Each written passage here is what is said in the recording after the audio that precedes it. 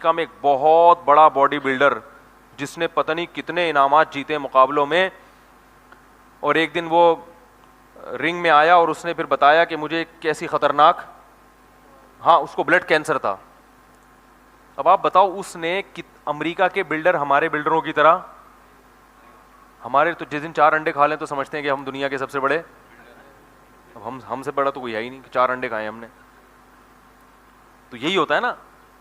تو وہ لوگ تو چونکہ, اور یہ ہماری خوبی ہے کیونکہ ہمارے پاس دنیا میں اور بھی کام ہے.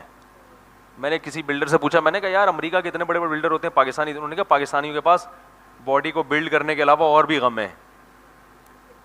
رمضان بھی ہے, حج بھی ہے, عمرہ بھی ہے, ابا کی خدمت بھی ہے, امی کی خدمت بھی ہے, بیوی کا خیال بھی ہے, بچوں کا خیال بھی ہے.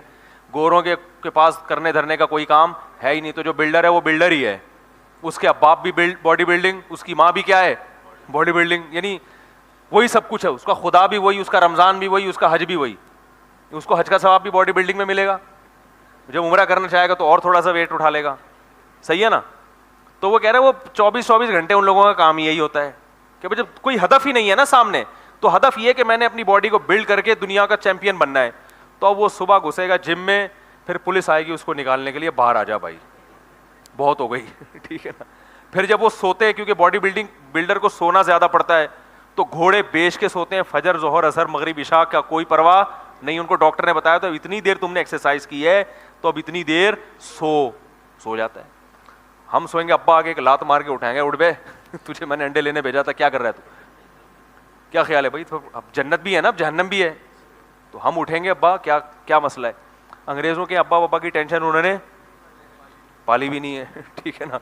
تو وہ کہہ رہے ہیں یہ ٹینشن میں, تو وہ سوتے ہیں. جب کھانے پر آتے ہیں, ڈاکٹر بتاتا ہے بھائی آپ کو اتنے پروٹین لینے ہیں یا اتنی کیلوریز لینی ہے, تو وہ گورنمنٹ سے منظور کرا لیتے ہیں. کیونکہ گورنمنٹ بھی کہتی ہے بھائی کچھ لوگ ملک کا نام اس لحاظ سے اونچا کریں, تو پھر گورنمنٹ کی طرف سے ان کے بکرے منظور ہوتے ہیں.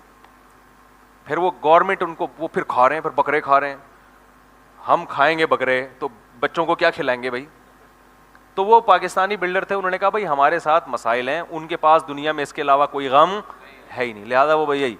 تو میں یہ کہہ رہا تھا, دیکھو امریکہ کا اتنا بڑا بلڈر جس کے پاس اس کے علاوہ کوئی غم نہیں, اس نے صحت کا کس قدر خیال کیا ہوگا, جس کا ہدف اور جس کی کامیابی کیا ہے, وہ کامیابی اسی چیز کو, اس کی جنت بھی یہی, اس کا حج بھی یہی, اس کا عمرہ بھی یہی, تو سب کچھ یہی ہے. تو اس نے کتنی اسٹرگل کی ہوگی, ویکسینیشن بھی چل رہی ہوگی, ہر طرح کے حفاظتی ٹیکے بھی لگ رہے ہوں گے, ساری ویکسینیشن بھی مکمل, اور ہر وقت ڈاکٹر آ کے چیک اپ بھی کرتے ہیں ان کو. تو فری جب دیکھتے ہیں نا گورنمنٹ کوئی اس شعبے سے مخلص, تو گورنمنٹ خود ان کو پھر جو ہے وہ پروموٹ کرتی ہے.